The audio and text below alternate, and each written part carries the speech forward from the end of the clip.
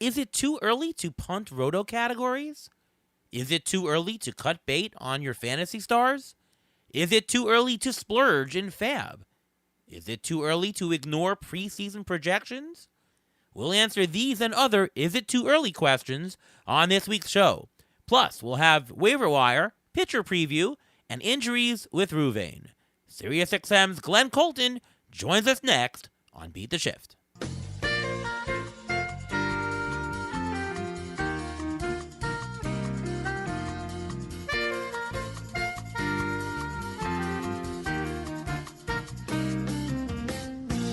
And welcome to another episode of the Beat the Shift podcast. I am your host, ONeill Cohen, and with me as always is Ruben Guy. How are you, Ruben? I'm doing great. How are you doing today? Pretty good, other than my softball game the other day. I pitched a great game. We were down 3-2, bottom of the seventh. We had the bases loaded and one out, and I come up to bat, and I hit into a double play. Game over. Oh, that sounds like the Mets. I mean, are you trying to replicate them? I mean, what are you trying to do there? Well, we scored 2 runs. That's more than the Mets have done in typical games lately. So, what a shame. How's your week? Week's going fine. I'm enjoying watching baseball with the weather getting nicer, and hopefully with things heating up. Hopefully, power will be heating up. I want to see more home runs. I know everyone wants to see more home runs. I want to see more offense. I want to see how the pitch clock plays in this new era of baseball throughout the heart of the summer. Yep, it's getting later in the season, and it's our Is It Too Early episode. We've got a fantastic guest today. You might know him. He's been on the show before. Welcome back to the show, Glenn Colton. How are you, Glenn? Doing well. Always a pleasure to join you guys. Appreciate the invite. ONeill, I have to ask you a question before this gets started. Sure. You come up with the bases loaded in a one-run game. Did you swing at the first pitch? No, I did not. Good. Yeah, the count I'll was, stay on the show, because if you yes. said you did, I would have been like, okay, guys, I got to go. No, I took a strike, 2 balls, fouled off one, and then grounder to third. The guy, about a 2-bouncer, he had to hurry up, and he threw, I think, I was told, he threw from his knees across the diamond and got me by 2 steps. So, But no, I did not swing at the first pitch. Good. Yes. All right. Well, we're going to jump right into it, as we usually do. In our strategy section, we'll get to Is It Too Early a little bit later, but just want to get your take, Glenn. And, it's been over a month, couple of weeks already into the season. And first of all, just your take on what you did going into the season in terms of draft strategy or draft plans. What did you do this year that was maybe a change from what you focused on in prior years, if any? Yeah, I don't think we Rick Wolf and I, Colton the Wolfman, we do all these industry leagues together. So we stick to our smart system. We stick to our rules of engagement. But the one thing we did a little bit differently this year is we put even more emphasis, especially in the auction leagues, on offense. Pitching is so hard to predict, and the injuries are so substantial, which has certainly borne itself out this year, that we just wanted to lock down, a really good offensive team, and that's what we even paid more attention to that. Most of the $260 auction budgets, we were $200 on offense and just $60 on pitching. That's so funny. And you play mostly in the mono leagues, I think. Do we do both? We do both. Yeah. Yeah. I mean, for mono leagues, offense dominates a little bit more than it does in a mixed league.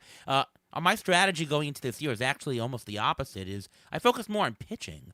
The waiver wire I find in recent years has been so barren for starters, and I don't want to stream starters. I just don't. And one of the plans this year was to really just go with either more starters being drafted in the auction, or I'm just going to go with relievers, middle relievers, guys who get saves, even guys who don't, guys who will vulture wins. I think that's a better strategy in terms of getting the pitching going.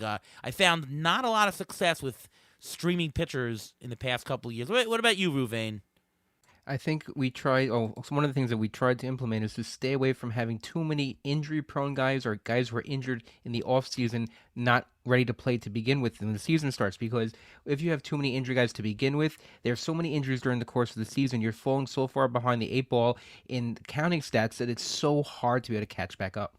Yeah, that's a good point. Stay away from guys who you know are injured already, because there's plenty that are going to get injured.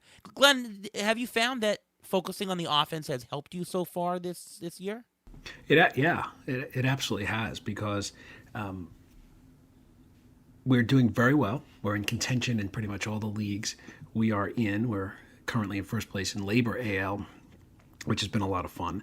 Nice. And, it's we're going for ring number 6 in that one, so that would be exciting. One for the other hand. But, I think that what you guys were saying about not getting that fifth starter on a bad team, not streaming, by not spending a lot of money on pitching, we actually do have that strong setup guy instead of another starter. And the setup guys invariably cost very little draft capital. And those guys get wins, they get strikeouts, and, even a guy like Matt Moore, for example, who I really liked as a last guy to pick on a draft, coming in, getting 2-3 Ks, winning a game, every week, it seems, that's worked out. Yeah, that's true. That is true. Going shorter on the pitching, and I've seen you do this before. Is you go for those middle relievers or potential closers even, and that definitely has worked out. For me, I spent more money on the, let's call it an SP3-4 range, the Drew Rasmussen, Pablo Lopez, Jeffrey Springs, which was working out for a short time. Spent an extra pitcher. So if we're talking like a $10, $15 pitcher, got an extra one. So we've spent that pick in offense to go to pitching. Also drafting the middle reliever, we had a lot of shares of Andres Munoz. We have a lot of shares. I know on the waiver wire, Duran. We have a bunch. Even if they're just a possible share in the closing, there you have a lot of great counting stats, a lot of great ratios there. The strikeout ratio is great. So, if you don't want to, jump off the deep end with those number 5 starters, you throw those other guys and they stabilize your ERA and WHIP. And if you throw those guys out even now and your ERA and WHIP is toward the bottom, they can help stabilize so you can throw those 2-star pitchers later on. Right. So we've come a couple of weeks into the season, and it always begs us to ask the question, is it too early to do things? Is it too early to give up? Is it too early to punt certain things? So I want to spend today's episode for the listening audience here and just talking about hey, is it too early to do this, and get our take on when is the right time, or maybe it is already the right time on things. So let's start it off, Glenn. First question for you. Is it too early to give up on winning if you're currently last place in your league? It is too early, with one exception, and that is if you are playing in a dynasty league or a keeper league and you have the opportunity to change your next 3 to 5 years by moving early off of winning this year. But other than that, if you're in a redraft league or, a league that anything other than keeper dynasty, it is just too early. I have certainly been in situations where we have been in 10th, 11th place at this stage and have won leagues, and we've seen people rise through the standings and overtake us when we were winning and somebody else was way down in the standings. It's maybe less than 25% of the season is in the books. There's a lot of baseball to be played. Ruben, do you agree?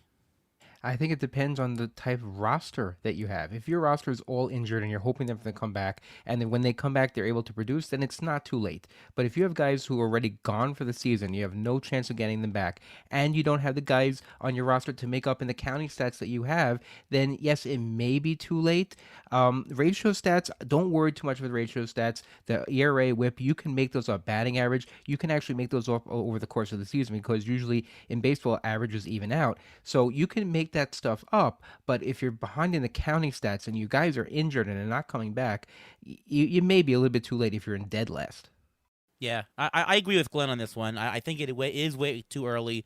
If you are in a keeper dynasty league, then maybe your focus should be, okay, am I going to play for this year or for the other years? And you might want to make that decision a little bit sooner. Glenn, when do you think it is the time when you say, all right, I'm in last place? It's probably not going to happen this year. Is it June? Is it July? What do you think? Yeah, I think it's probably, you have to really start seriously doing that thought process right around Memorial Day, but it's probably not till sometime around the middle of June. But again, if it's a redraft league and you think you're not going to win, well, you know what? Roto leagues and head-to-head leagues, they require you, in the whole integrity of the league requires you to do your best. So then you just set a new goal. In a 12-team league, if you're in 12th, say, I'm going to get to 6th. I'm going to get to the top half. Like, I can't win, but I can move up. And I play in a couple of leagues, one of them the FSGA Champions League, where there is relegation. So if you come in the bottom 2, you're relegated out of the Champions League. So nobody kicks it in. Right. No, that's a great rule for leagues.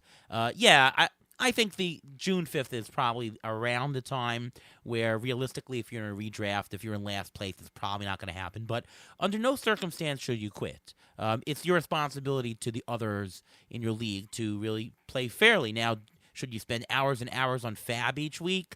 I can't tell you to do that, but if you have an injured player, replace him. If you line up set every week the right way, don't do that to your league mates. But what about punting certain specific rotisserie categories? If you're in Roto, Glenn, do you think it's too early to say, you know what, I've got like 5 saves, the next person has 12 saves, maybe I should punt that? Or maybe ratios, if you've blown up your ratios in pitching, you've got a 7 ERA, do you say, listen, I'm just the Oakland Athletics and I'm just going to live here. I'm not going to gain many points. Let me just focus elsewhere and do something else. Do you think it's too early to give up on certain specific rotisserie categories? Yeah, I still think it is too early at this stage. You say, okay, I only have 5 saves or whatever, but then things happen. Every day something happens. All of a sudden, Jose Alvarado is now hurt, and I think Craig Kimbrell is going to get saves, right? And all of a sudden, Liam Hendricks, and so great that he's back, pitching, is all of a sudden maybe on the wire in some certain leagues. There are so many teams with bad closing situations, some of which we'll talk about in our waiver wire section later. But I think it's way too early to give up now. Again, you get to middle of June and you see, okay, I can give up, let's say my ratios are bad, I'm just going to load starters to try to win wins and strikeouts. I mean, okay, but too early right now. So I used to actually think that it was about the right time in Roto leagues to say that. If you've blown your ratios, just start streaming all the pitchers, 2-start pitchers, load up on Ks, you'll get more wins. That's only given if you have closers. So Ruben and I were once in an NFBC league where we had just absolutely terrible ratios, and then I think we had Noah Syndergaard. We had a couple of good starters, and they were out at a commission. But we did have good closers, so we were going to finish relatively high in saves. So we said, you know what? How do we maximize our pitching points? I think it's just to ignore the ratios for now. Just focus on volume. Just, load up on starters. And actually, we made it and we finished in second place in the league because we made that determination now. However, I don't think that's the case anymore. I think that when you're looking for wins in your fantasy league, pitchers are pitching less and less past the 5th inning. Like 2-star pitchers used to be, oh, wow, I've got 2 shots to win. That's not the case anymore. Starters 5th starters on teams who are available on your waiver wire pool might only go 4 2/3. Like, look at Johnny Brito. He couldn't make it to 5 innings against the Oakland Athletics with the lead. I had him in one league. He's not going to get a win, even though he's against the A's. There are fewer starters that can do that. So the effect of doing the 2-star pitchers in volume to get your wins, not as great. And the same thing with strikeouts, because they're not in that many long. They're not giving you the volume that they used to. So to abandon the ratios and say, I'm just going to make it up with pure volume, I don't think is a viable strategy anymore in today's baseball environment, although I did it one time. Do you agree, Ruben? No, I think you can do that, but I think it's too early to do that. The only category at this point and this early in the season, we're only 6 weeks into the season, 7 weeks in. I think the only category you can think about punting is saves because if you drafted the wrong closers and you're really bottom, it's going to be very hard to catch up because the way bullpens are today, there's so many pitchers vulturing saves that it's hard to pick the right guy. And are you going to spend all your fab on that, or are you going to spend your fab elsewhere? I don't know if anyone wants to spend all their fab on relievers to try to catch up in just one category. So it may still be better to go after those two-star pitchers, but not yet. I think the guys right now, even if you're not going to get the wins, even Johnny Brito against the A's didn't get the win, but he's still a guy who has a chance of getting a win, and that's better than some guys you may have on your team right now. Well, what about steals, Ruvain? Can you punt steals if you're very low? I don't know. No.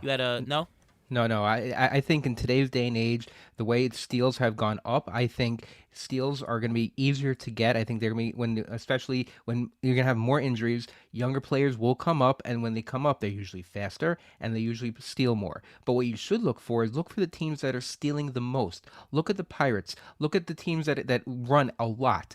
And those are the guys who are, when they bring guys up, target those guys because you may get a nice area of stolen bases from those guys. Do you agree, Glenn? I totally agree. And I think, look at the people who said, all right, I came out of my draft or my auction with a team that's lacking in steals. And that actually happened to us in the NFBC main event. And the first thing we did was jump in early on J1 Bay. And that changed the tenor of the team completely because you can find those guys. Sometimes they don't work out. Sometimes the Bryce Terangs don't run crazy or whatever. But you look at a guy like Bay and then a guy like Michael Franco, who had, something like 39 steals in the, not Michael Franco, Michael Garcia, excuse me, 39 steals in the minor leagues. And you can find that. I agree with Ruvain. The steals are going to be there. Right. What about the playing for volume? And I don't know if you do this, Glenn. Do you sometimes just say, all right, let's pick some two-start pitchers to get some extra Ks and wins? And if you do that, is it too early to start doing that right now in the season? So I only do that if I like either I like the pitcher or I like both matchups.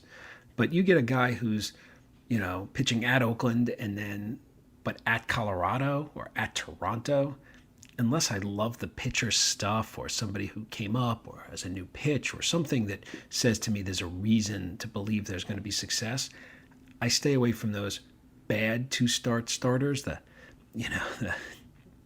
Jordan Lyles of the world these days. I think they do more damage than they do good. Yeah, I agree. I've made it my mission not to do that this year as I had in the past, and so far it's working out as far as the ratios. I've got pretty good ratios in every single league I play in, other than GDD. That's I was about to say that in GDD, I was dead last in ERA and WHIP after I think 3 or 4 weeks in the season. I just threw out my middle relievers. I'm lacking in wins now, but now I'm middle of the pack to close to the top of the pack in ERA and WHIP. So you can make up those ratios if you decide to go after those two-star pitchers this early on. I wouldn't go after those two-star pitchers this early on because I don't think I think it's spending your fab the wrong way. You're going to spending so much fab now on these two-star pitchers. Instead, look a week ahead or 2 weeks ahead, and who's going to be the two-star pitcher in 2 weeks. Get that future two-star pitcher now, so because they're cheaper, much cheaper now than they would be, let's say, August or September, those future two-star pitchers. So if you're going to do that, don't look at this week. Look at next week and see if you can pick and choose because people are looking 2 weeks ahead. If you can steal the diamond in the rough from 2 weeks from now and get them for $2 now instead of spending, in a $100 budget, get $2 now instead of $8 next week, I think that's the way to go. All right, so let's talk about projections. And, the listeners on this show know that we're very big into looking at projections. A lot of our computations for a player's worth is, in part, initially, I'd say, at least based on projections. We can change our minds afterwards, but our base of numbers always starts from projections. Glenn, I know that you do look at projections, even if they're not entirely, your values aren't entirely based on that. Do you think it is too early to stop looking at preseason projections? Or let me broaden the question. Do you think it is too early to disregard what you thought of a player preseason right now? So, yes, it's too early to disregard what you thought, and yes, it is too early to disregard preseason projections. Whatever weight you put on the preseason projections, it is still one input. I'm not a guy who's ever said, all right, I'm going to, as much as I love ATC and the Bat X and some others, I look at that. I want to know what the projection system says, but it's just one data point in my overall analysis of a player. And it is still just one data point. It hasn't really changed the weighting of it because I want to know, especially when guys get cut, right? And all of a sudden a name that you're surprised is on your waiver wire. You know what? Go back and look at the preseason projections, and then you try to say, why is this guy not reaching these projections? Was there an injury? Was there some, odd BABIP? Was there some unexplained inability to hit lefties or curveballs or whatever it may be? And I think that the preseason projections help you identify underpriced players on the waiver wire and underpriced players on the trade market. Yeah, I agree. I think it is too early to disregard all of your draft prep only in May. Sure, what 2023 has, shown so far definitely counts for something. And, the year-to-date rest of season projections, I should say, do incorporate some of the current data, right? I mean, take Steamer, for example. The way Steamer works is it looks at all of the past data points. Here's what happened in 2023. Here's what happened in 2022, and so on and so forth. It gives it sort of like a time delay or latency. Stuff that happened recently counts more in terms of a player's outcome than stuff that happened earlier, but it does count. So, what happened the last month does count. It receives some weight, probably more weight than any data point in 2022, but still, you have prior years projections that do count more than just the 2023 year-to-date figures. Ruben, do you agree? Is it too early to stop looking at the preseason valuations of players? I agree, and I think we should all be looking at the 2023 projections for prospects when they're coming up and pump the brakes a little bit when these top prospects come up because we're spending a boatload of fab on these guys. And if you look at the preseason projections, if you saw the preseason projections, you wouldn't be spending that much money on it. So, yes, you can continue to look at it. There are some cases when you could, I think, throw it out the window, the projections in some cases, but I think especially when it comes to the prospects, keep an eye on it and do your due diligence when you put in a huge fab bid. Yeah, Glenn, we talked on last week's show about these ginormous fab bids that people are giving for these prospects. $300, $400 out of $1,000. Well, what's your take on that? Do you think that these very expensive bids, I know that if you want them, you gotta pay the price. But, these Mason Millers that who knows if they're injured, who knows if they'll actually succeed. Do you think they're worth those enormous price tags that you have to pay to get them? I think it really depends on your team context. If you're a team that was completely relying on, Brandon Woodruff or Jacob deGrom, and all of a sudden Bryce Miller is there, you may really need to pay more. But the other thing is, remember that when you're buying 5 months of stats, that's worth more than buying 2 months of stats.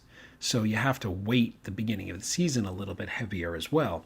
And, if you are thinking when you pick up a Bryce Miller or a Mason Miller before he got hurt, that you're going to get 160 innings the rest of the way, well, then you're not thinking about it the right way. Think about it. They're going to put limits on these kids. And what is he worth at 100 good innings? And I think that's, the way to think about it. But I have no problem taking a couple of shots at home runs on either big-time strikeout pitchers, big-time speed guys. I have no problem doing that. You just have to do it smartly. Do you think, Glenn, it is too early to believe in the 2023 year-to-date figures? So, Patrick Wisdom has gone off the charts and clobbered homers, things like that. Is it too early to just completely say, wow, this guy has done it so successfully so far, something has to have changed with him, believe in him? So yes, it's too early to come to the conclusion that it has to be. So you have to go and look for the why is it? If I haven't looked at Patrick Wisdom's stats, but he's a guy who has bad contact rates historically, bad strikeout rates, Has there been a change in his ability to make contact or consistent contact? Is his home run to fly ball like 60% so that there's some oddball number? I'm making that up, of course. So I think you have to look at it and say, I need to figure out, is this real or is this noise?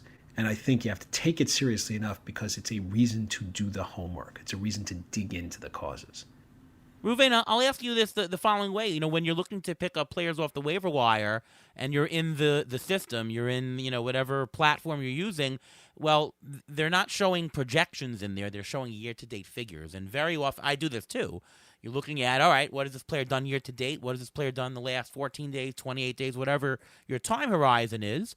And, all right, let's bubble up to the top who's hit a lot of homers. Let's bubble up to the top who's had a lot of runs or at-bats.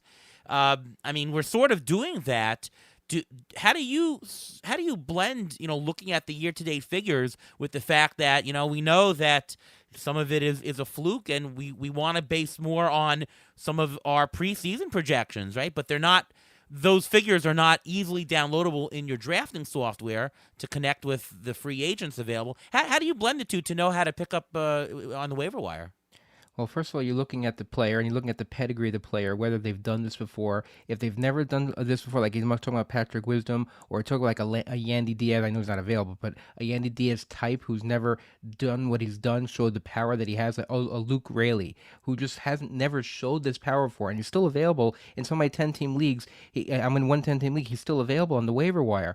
Do I really want to go after him, or has the league made an adjustment for him? Because usually you'll see that adjustment made around this time. Around the league, everyone will have a notebook on players. They'll have enough statistical data to be able to create a counter attack for these players, so they know how to go about attacking the player, where they have their holes, where they have holes in the swing, what are they going to do about it. So I think usually toward the end of May, we'll see how the teams start correcting for these anomalies in the projections, if you want to call them that, and then you can have a better idea whether or not they'll do well. But as for searching the waiver wire, usually you can actually, if I'm looking at the season, I'm going to look also at the last 2 weeks for hitters. I'm going to look at the last 3 starts for a pitcher. If you see a trend that's different than what their overall stats show, then I think you should take that into consideration. Yeah, I really wish on Fangraph they would allow us to import our leagues, and you can see what free agents are available, so you can overlay, what you currently think about a player versus what the projections say versus year to date, and everything in nice, neat bow with all the advanced stats. Glenn, how do you do it? How do you comb through the waiver wire and take what you've done preseason and take what you see year to date? So I actually do it very manually, which is my way of doing things. And if you've seen me at the draft or auction table, it's paper, pen, a couple of colored pens, things of that nature. I go league by league. I don't try to lay the leagues together because every league is a little bit different in its rules or its strategies, or the makeup of my team is different. And I sort by the various production that they've had so far. And I also just use the eye test. Why is this guy here? You know what I mean? Why is this guy on the wire? And I then pick the free agents in that league that I want to do a deeper dive into. And it's worked pretty well for me. I've managed to identify the players I really want to chase and don't want to chase in each league. And it really is a function of, making sure you look at most of the valuable free agents to make a decision. Do I want to chase this guy? Yeah, I do a lot of manual stuff too. I'm not exactly a paper and pen guy, but yeah, you're dealing with your individual leagues, and you got to make decisions that are dependent, for your specific team situation. And I do use the year-to-date numbers to bubble up. I like using percent owned. That's a great way to bubble up players that, why is this guy available? He is owned in a lot of leagues. And I try to look up the various ownership percentages of that player across different platforms, Yahoo, CBS, NFBC. That says a lot also. And then I'll do the deep dives as well. All right, next question, Glenn. Is it too early to take a victory lap? So, for example, if you said, wow, I really gotta... I thought that Yandy Diaz was going to be amazing, and I was right. Bum, ba-dum, bum, bum. Is it too early to take a victory? Now, obviously, you want to be a modest person. You don't want to go around and say, I got this right. But, internally, can you take a victory lap and say, got it? Oh, yeah, I'm pat myself on the back all the time. Wow, look how smart I am. But the reality is, fine, you had your fun, you patted yourself on the back, and then you realize it's still only less than 25% or whatever of the season, and, it's too early for a victory lap. You get a month from now, and especially the players you picked up in the 25th round or for $3, you've already got a profit. Then go ahead and take the victory lap. Yeah, I mean, not to take the victory lap on Yandy Diaz, but ATC did project Yandy Diaz as the best value compared to market, and obviously didn't project that he was going to be this good, just that he would be a profitable buy, right? But I do think, though, that in terms of rest of season, like even if he goes back to his old ways for the rest of the season, you've still banked your profit, right? There's no way that your $2 Yandy Diaz did not actually do good for you. Like it's banked in there. So because of that, I think it's okay to basically say, all right, this guy was definitely the right thing. Now, pitching might be different, though, because pitching, let's take a guy like Pablo Lopez. Pablo Lopez has been absolutely enormous, and if you thought that he was the guy to take, kudos to you.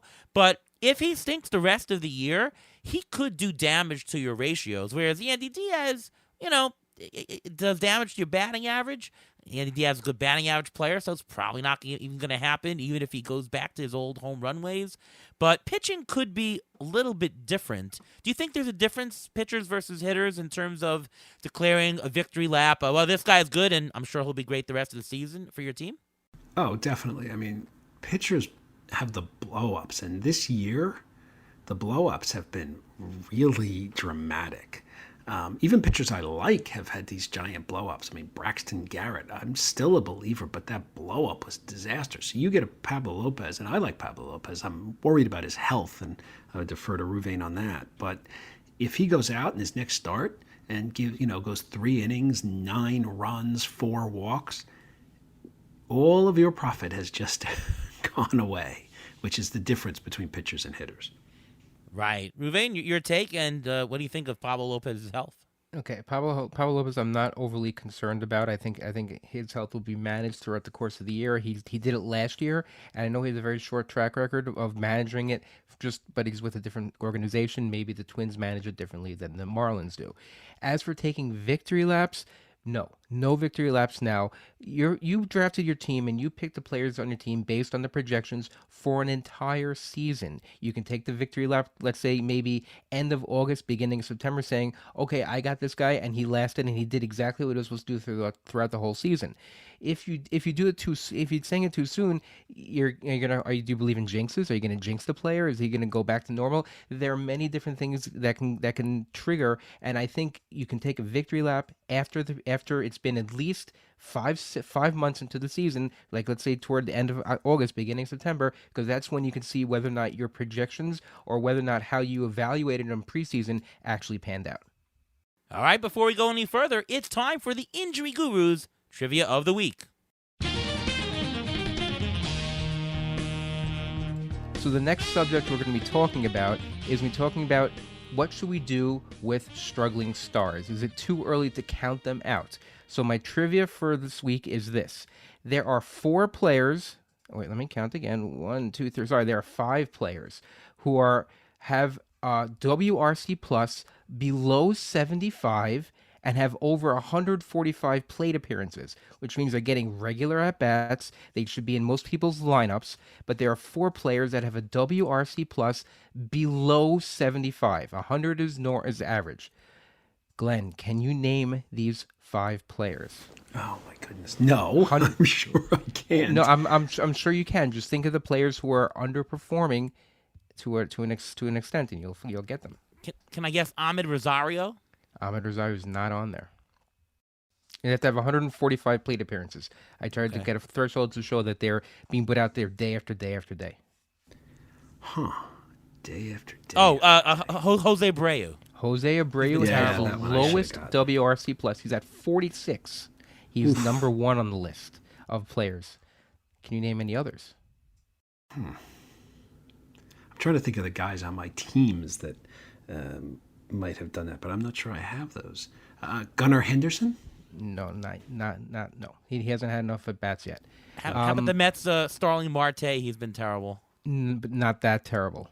Not that terrible. Okay. Ryan McMahon, he's at Really? 62. Okay. Elvis Andrews is at 54. Heimer Candelario, who's not a star, is 65. That was the one I was just about to guess. Oh. But Nolan Arenado is at 72. So, Glenn, what do we do with these players? Are you sitting Jose Abreu, Nolan Arenado? Are you playing them? Are you trying to trade them? What are you doing with these guys? So I'm playing Arenado. I just think the entirety of the Cardinals team is in a giant funk, and I think they are going to come out of it. I think they're too good. I also think they're going to trade for a pitcher, and that's going to change the team around a little bit. So I'm playing Arenado. Plus, they're not taking him out of the lineup. They're not taking that glove out of the lineup, so he's going to get to work through it.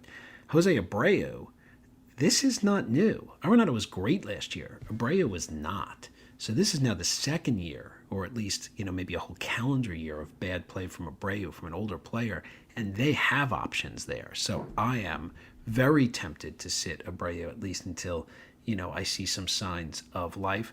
Heimer Candelario, I mean, he's never done it. I was a believer this year, I have to admit, but now he's got some injury issues on a bad offensive team. I mean, he's certainly a guy that you can sit. Elvis Andrus, I mean, the whole White Sox team is bad. And by the way, I think Lynn and Sosa has been worse than Andrus.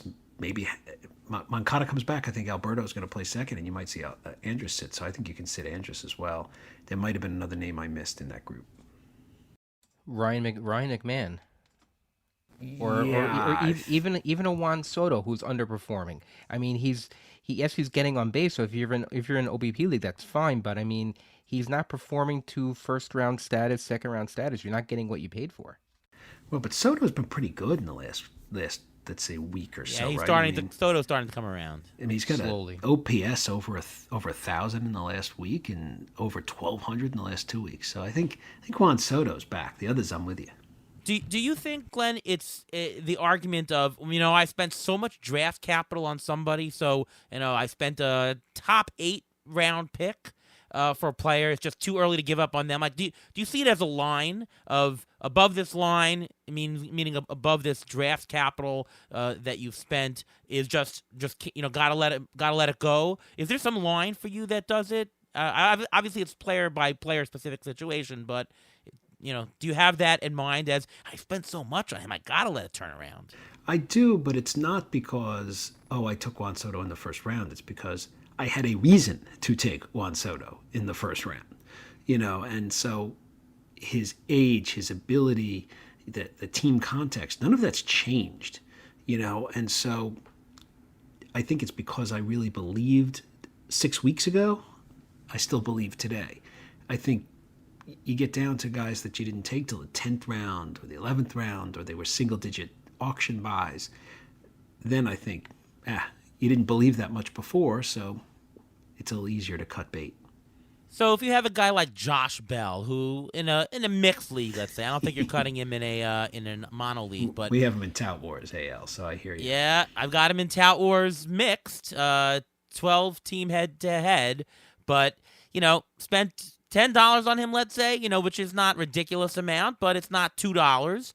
Is that something that you think it's too early, or is the $10 threshold? Or how about a guy like Tyler ONeill? Tyler ONeill, I spent $16 on in 1 or 2 leagues. Ooh, now he's injured, so if I have an IL spot, then I have him there. But is it too early to cut bait on some of these guys?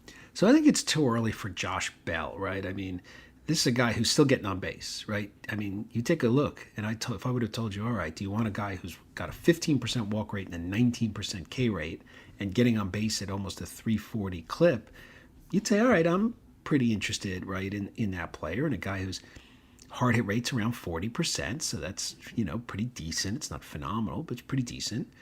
Got a max EV over 110, you'd say, I think there's still room for him. As for Tyler ONeill, I see him getting traded, so I'm holding him to wait till he gets traded for a pitcher.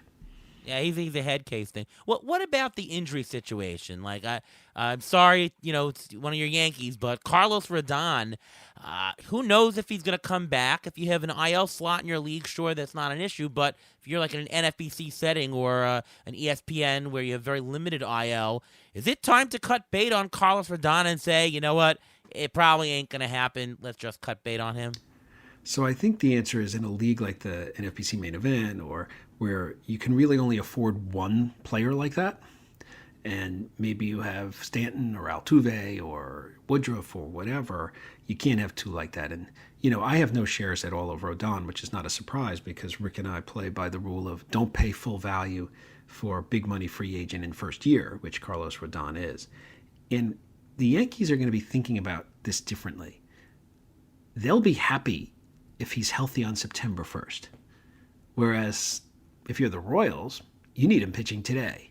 So that counsels against him giving you a lot of roto value because the Yankees are only motivated to get him ready for the last, 4 to 6 weeks of the season at this point, in my opinion. Now, great points there. Ruben, is it too early to count out struggling stars? I mean, you mentioned Juan Soto, who's turning it around now. How about a guy also like Corbin Burns, who just looks a little bit off this year? Is it too early to count on him as being an ace? Yeah, I think it's too early to count him out. It's for pitchers. It does take a little bit longer to get going. I'd even throw in Max Scherzer there because how reliable has he been over his last few starts? He's been hurt. He may be having the same thing that Carlos Rodon. How the Mets manage him, not the same injury, but how the Mets manage him. They want to make sure that he gets to the finish line in order to help you. In those leagues. You have to play them. I mean, what other options are you going to do? You're going to get a pitcher off the waiver and throw him in there. I'd rather, you spent this big the big money on these guys like a Corbin Burns or a Max Scherzer. If you don't play them, I think you should just live and die by them. I mean, that's what you got them. That's what you built your team around. If you're going to stop it and flip the script, I mean, that's going to be a very hard thing to do in midseason. Yeah, Glenn, do you think there's a difference between hitter and pitcher in terms of struggling stars bouncing back? Only if you can identify things that tell you it looks like an injury. A pitcher who's typically, average velocity 96 and he's throwing 92. There's something wrong there. All of a sudden you see a pitcher who has abandoned a critical pitch and you think they must, then I think you can see things that are going on.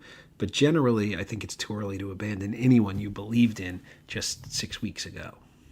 Yeah. The only thing I'll say about this whole general topic of either struggling stars bouncing back or cutting bait on players is not only is it a case-by-case player by the player, it really depends on your team situation. And I know it's early now, but generally speaking, if your team is in last place or towards the bottom, you need more than just some expected stats. Like you can't just bank on some expected stats of players. You need some upside. So having a Carlos Rodon, even if he comes back for the last 2 months of the season, your team might need it. Like you may not be able to win without that. And to cut bait on that for some number 7 starter on your team, you probably need more than just that. Like the volume alone and just the expected production alone is probably not going to do it. But if you're at the top, if you're in second place, let's say, you need that expected production. You can't sit and wait for a pitcher to come back or not come back, and who knows how it'll be. You're not looking at the upside. You're looking at the 50th percentile. You're looking at, I need to bank stats. I just need the at-bats. I need the innings. I need the Ks. So I think it really matters where you are in the standings as far as how you manage some of these cuts or benching of players, things like that. But wouldn't it also matter what league you're in? If you're in a league that has a playoffs and you want to hold on to these guys just in case they do come back and you can use them in the playoffs, that's another consideration. Oh, for sure. If you're in if you're in a playoff league, you're probably keeping Carlos Rodon just in case he comes back in September. You can use him. I would definitely hold on to him for at least another month till you get more of a expected return date, right? Yeah. Oh, yeah, especially in a head-to-head league, no question. All right, now it's time for some waiver wire picks. That's where we tell you, the listener, a couple of players that we're thinking about picking up this week in Fab. All right, let's start with you, Glenn, who is a player or two that you might consider this week. I'm going to go to the bullpen here, and I know everyone is all excited for Liam Hendriks to come back, and I think it's so phenomenal that he's healthy and pitching, but, you know, they're not going to pitch him 3 nights in a row all the time, even when he does come back, and there's a guy in that bullpen, which is really underperformed, that has looked nasty, and that's coming out of nowhere. Kanan Middleton, 21% swinging strike rate, 15 K per 9, and he's throwing 2 really nasty pitches, a 28 swinging strike rate on the change, 20 on the slider. You could really steal some good strikeouts, get some saves, maybe some vultured wins, and he's not going to cost almost anything. Yeah, swinging strike rate of 21%. He'll probably take over some save ops in the short term. Ronaldo Lopez has looked so bad. He was terrible today also. He's been terrible. All right, Ruben, how about you? Who's a player or so that you like to pick up? I actually got 3 outfielders that I'm looking at right now because you can never have enough outfielders. Christopher Morel from the Cubs. He's only owned in 35% of CBS leagues. He's hitting so far with the playing time he's got. Last year, he had 16 home runs with 10 stolen bases, and he was caught 7 times, which means he ran a lot. So that's something, if you need stolen bases, he's the guy to get. And AAA so far this year, he was batting .330 with 11 homers and 4 stolen bases. The only person blocking him right now, either a DH or in the outfield, I mean, Eric Hosmer's clogging up the DH right now. I don't know how much longer that's going to be. I mean, that's why they called up Matt Mervis, and they're putting him there. But Morel is eligible at second and in the outfield. So if he's available, you need some stolen bases, you need some short-term power, he's a guy you can definitely look at. Another guy to look at who has power, who just came back off the injured list and may be available in a lot of leagues. He's only owned in 21% of CBS leagues, and that's Randall Grichuk. He homered against the Mets, well, seems like everyone did, but he's had hits in every game he's played so far. He has a 9-game hitting streak coming off of the injury. He looks good. He plays in Colorado. He's going to play almost every day out there in Colorado. If you need a good source of power there, that's perfect. And another guy for speed, if you want him, is Leody Taveras. He's batting .417 over the last week with 4 RBIs and a stolen base. He's known for his speed. He's only owned in 9% of CBS leagues, so he's available. So we mentioned before, you don't have to punch stolen bases. I just mentioned 2 guys who can give you stolen bases. You don't have to punt homers. You got a guy with homers with Grichuk as well. Yeah, I have Grichuk on almost every team. I actually drafted him in most teams, knowing that he would coming back soon, and got him for like $1 in a lot of deep leagues. So there you go. Christopher Morel, it's interesting with Cubs calling up Mervis. It means that I think they mean business. They see some struggling Cardinals. They want to make a run, maybe the fan base. And he's been great. He's 4 for 8 since he's called up. He's got that power speed combo. He's not owned in a lot of leagues. He's only owned in 40% of CBS leagues. It's got to mean that Hosmer's out of there. Hosmer's WRC plus is 74. I would imagine that Christopher Morel's WRC plus is going to be more than 74. So we're talking days before Hosmer's DFA'd. I mean, they pay literally the minimum league salary. So, any other to add, Glenn? Yeah, I'll give you a couple of other relievers. We talked about always trying to chase down these saves. I mean, the Yankee bullpen, Clay Holmes, it's not pretty when he comes in and you're biting your nails, just worried about it. And Ian Hamilton has quietly been really good. He's raised his velocity from 94 to 96 miles an hour, 16% almost swing strike rate, plus a 60% ground ball rate. You keep the ball, you're getting people to swing and miss, and you're keeping the ball on the ground in Yankee Stadium. That's a prescription for success. And, another bullpen that's been really bad is the Cubs bullpen. And don't look now, but Mark Leiter's got a 16% swing strike rate, and he's keeping the ball on the ground. He's getting some save opportunities. So I like both those players plus Middleton. Very, very cheap. Might steal you some saves. Worth doing. Yeah, I was going to mention Mark Leiter. He's got 25 Ks in 16 innings, .94 whip, only 20% owned, and the Cubs can't figure out who it is, and this guy looks like he has the best skills. So there you go. I'm surprised you didn't mention Michael King. Is that because you think he's over-owned right now? I think it's because I don't think they're going to give him the opportunity to close. First, it's two reasons. Number one is they're being very careful with him. He rarely pitches back-to-back games. And second, I think they like him in the the 5 out, 6 out situation. So I just don't think they're going to want to move him to the closer role. I think if he pitches a great 8th inning and has some bullets left in the arm for the 9th, they may leave him in, steal a save that way. But I don't think they look at him as a closer. I would argue that makes him more valuable. Like he's basically the Chad Green of this year, and that's super valuable in roto leagues. In 15-team mixed or deeper, you're getting great ratios and great strikeouts. I mean, you might get 6-7 strikeouts a week. That's probably better than starters. That at the bottom for you. So I like him even if he doesn't get saves, and he'll probably get one here and there.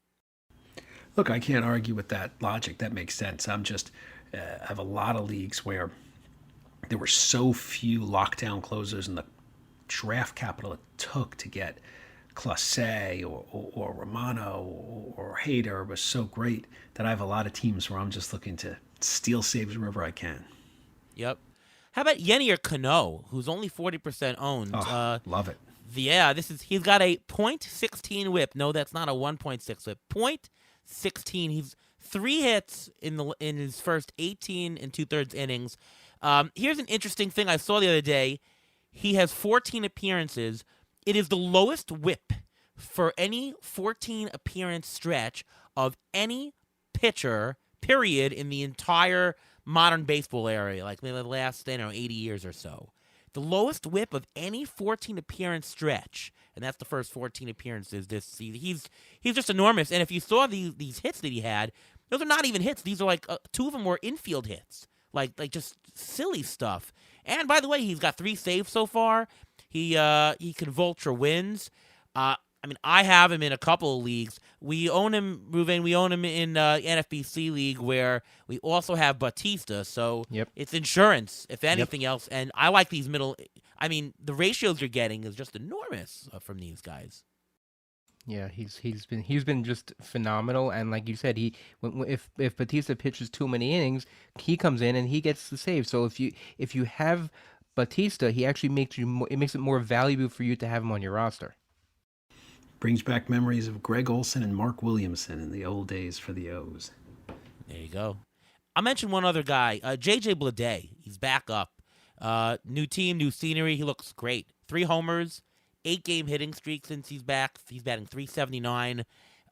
Maybe the A's have worked on his swing or whatever it is. The results are there. High prospect, really didn't do great last year. He has a chance of being the, dare I say, the most valuable player in fantasy on the Athletics. I don't think it's a huge stretch, actually, to think that. I think it's Ruiz and his 20 steals or whatever. Yeah. I'm with you on Bleday, and you know what it is? You've got a strikeout rate that was 28%, last year, and is now 16%. That's the difference. Yeah, no, totally. It's just night and day for him. I mean, he's got a 237 WRC plus, but yeah, the walks are there. The strikeout rate is just down. That's what you want to see. So I think that the change of scenery did something, and that often happens with players. All right, let's do the pitcher preview. That's pitchers who we're thinking about picking up for this week. Could be a 2-star pitcher, a good 1-start matchup, something to help us out short term. Glenn, you go first. Who's the pitcher that you're interested in? So I'm going to go a little scandalous here. And I'm going to say Lance Lynn, as bad as he has been, as bad as he's been, gets Cleveland and Kansas City. So you get 2 solid matchups. But you take a look at the numbers. The 7.5 ERA is gross, but the 3.85 xFIP is not gross. And you got his CSW, his called strike plus whiffs, is actually better than last year. His swinging strike rate is still solid. His velo is still there. I think he's gotten dramatically unlucky and doesn't look like a pitcher who's lost it. So I'm willing to roll the dice in a deep league with those 2 matchups. Yeah, it's got to be a home run problem. And anytime his FIP, by the way, is 5.3. Anytime you see, for you listeners out there, anytime you see a FIP, which is 2 runs over the xFIP, it means that it's a home run problem. Because what xFIP, the difference between xFIP and FIP, xFIP assumes a league average home run rate instead of whatever your pitchers are. So his home run to fly ball rate is 22.4. The league average is closer to, let's say, 15. So, yes, so it's probably a home run problem. Will it persist? I don't know. His BABIP is also out of whack. So, yeah, he's obviously been pretty unlucky. But, yeah, maybe that's how he rights his ship. He looked great in the World Baseball Classic this year. So, maybe that was just some unluckiness and take a chance. All right, Ruben, how about you? I got two pitchers. One is a 2-star pitcher if you want to take that risk. Matt Strahm, 31% owned in CBS. In his last 3 starts, 21 strikeouts and 14 innings. He does have a 4.5 ERA in those starts, but he's at San Francisco and home against the Cubs. Those are two good, decent starts. Now, it is possible there is an outside chance. I'm not saying it's going to happen. There's an outside chance that Ranger Suarez gets called up and Strahm goes back to the bullpen. But if Strahm is able to start, I think those are 2 pretty good matchups.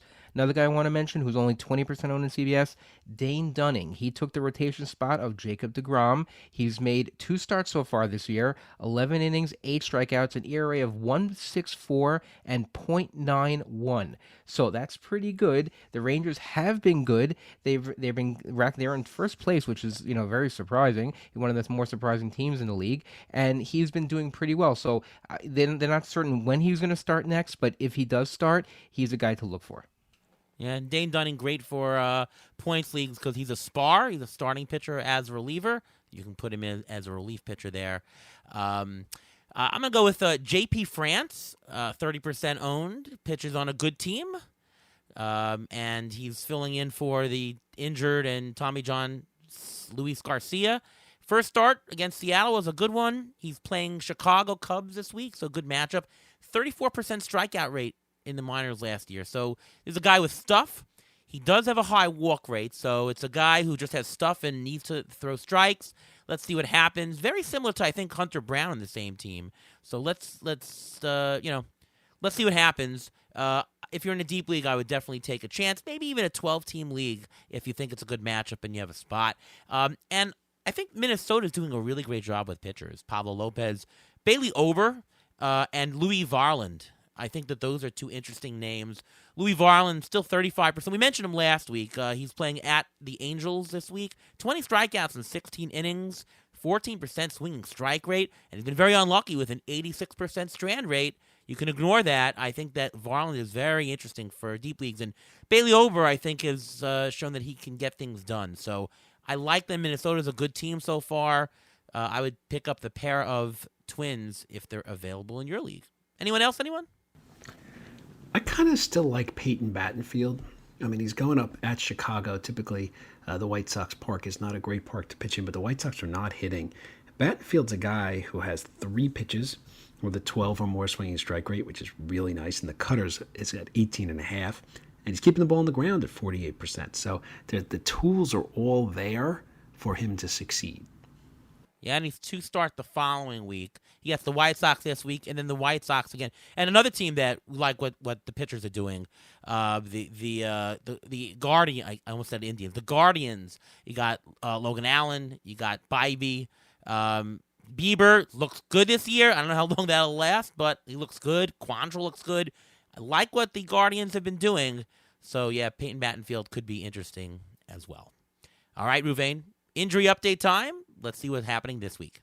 Well, we'll start with a couple players we mentioned already, and that's Tyler ONeill. He was placed on the IL with lower back strains, but Cardinals manager Oliver Marmol already said that he may begin a rehab assignment next Tuesday, so this coming week. So he may be back by the end of next week, which is possible. But what was very interesting to me is that who did the Cardinals call up when he got injured? It wasn't Jordan Walker. It was Juan Yepez. So if you want to take a waiver wire on Juan Yepez, and if he starts hitting when ONeill comes back, they may keep him up. He may have a good outfield possibility there. Jose Alvarado, who's placed on the IL with left elbow inflammation. The MRI showed no structural damage. He's going to be shut down for a couple of days. Phillies said they're going to quote-unquote take it slow. So like Glenn mentioned, Craig Kimbrell is a good possibility, but don't forget about Sir Anthony Dominguez and Gregory Soto. They both have histories closing, and they both can do it as well.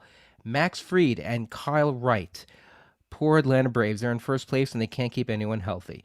Kyle Wright, he was placed on the IL with a right shoulder inflammation for the second time this year. He himself said he's going to be out for at least 2 months. So if you spent a lot of money on him, I think he may be a guy you can possibly drop, just because 2 months from now, you're looking at end of July, beginning of August, and you don't even know what you're getting back, because shoulder injuries are very fickle, so you never know what's going to happen with that. And Max Fried, a strained left forearm, he's being shut down, and he's also going to miss an extended period of time, possibly almost 2 months as well. I wouldn't go dropping him because Max Fried has a better track record.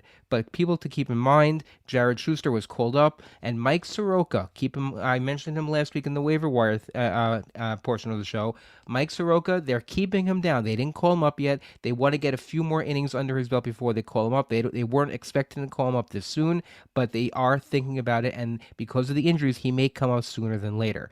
Eloy Jimenez, appendicitis, poor baby. He had his appendix taken out and got some ice cream, and now he gets to miss 4 to 6 weeks. Billy Hamilton was called up, and he went on the IL. So now they have Jake Marisnick helping out in the outfield. That's how bad that outfield depth is getting right there. Let me end on some positive notes here. Corey Seager, he has been on the IL since early April, but manager Bruce Bochy said that Seager is expected to return early during the Rangers' next homestand, which is next week. He began playing rehab assignments actually today. And Liam Hendriks, he is currently on his rehab assignment. He could be activated next week. That doesn't mean you should start him next week. I don't think they're going to throw him right into the closer role, but it is possible that in 2 weeks from now, he will be the closer for the White Sox. You know what? I think they might just throw him into the closer role. He looks like he wants it right away, and I don't know. The closer so far hasn't been great. By the way, I wasn't laughing at the injury. I was laughing at the ice cream line that you mentioned. Well, listen, Eloy Jimenez has all these weird injuries. He got hurt trying to climb a fence in spring training. He gets all these freak injuries. Sometimes, if you don't cry about it, you have to laugh about it. So I'm not making fun of it either. I'm just saying that, listen, my son had his appendix removed, so I know what it's like going through it. I know what it's like having a sibling, a child going through it. So I understand that, but it's a matter of the fact that the White Sox, they just can't seem to catch a break. Well, that's the end of our show here. I want to thank Glenn Colton for coming on the show. Glenn, what's going on with you these days? Why don't you tell us where we can see all your stuff? And, of course, the Sirius XM Colton and the Wolfman show, Tuesday nights. Definitely you should listen. That's I put it on every time as I'm driving back and forth from softball or pickleball, whatever I have that night. All right. Well, definitely. Thank you for listening. We got to get you on the show again sometime soon. It is on Sirius XM at XM87, Tuesday nights 10 to midnight Eastern, 7 o'clock out on the West Coast. And I'm also on Twitter at GlennColton1. Not writing right this minute over at Fantasy Alarm, but I imagine that I'll be making my return in the not-too-distant future. Sounds good. Ruben, how about your stuff? You can follow me on Twitter at MLB Injury Guru, where I tweet out all these injury updates and more, next man up, everything like that. I also have an article every weekend coming out on Rotoballer discussing all these injuries more in depth, who's the next man up, and what to expect. And I'm Ariel Cohen. You can see my work over at Fangraphs, over at Rotoballer. The ATCNY is my Twitter handle. ATC projections now are rest of season. We finally have that. Check them out at Fangraphs. That's the only place right now it is on. So check that out. And, of course, you can listen to us every week right here on the Beat the Shift podcast presented by Fangraphs. It's been a blast. Thank you so much once again to Glenn Colton for coming on the show. We'll be back next week. And from all of us here at Beat the Shift, we'll see you next time.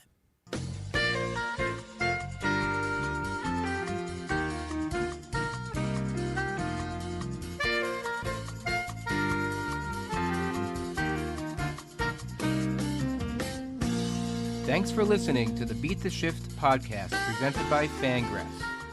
Follow us on Twitter at beat_shift_pod.